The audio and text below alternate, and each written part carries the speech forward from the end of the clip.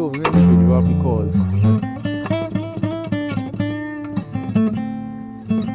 I feel like, how do I put this in perspective, man? Why when you double 440 hertz, you get an octave? So you hear the same note at a much higher frequency, but it's the same note. So it's an A, but a higher frequency.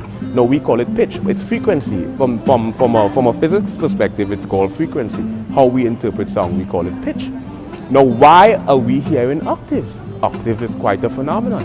It turns out that based on our biological evolution, we and our Homo sapiens, our survival mechanism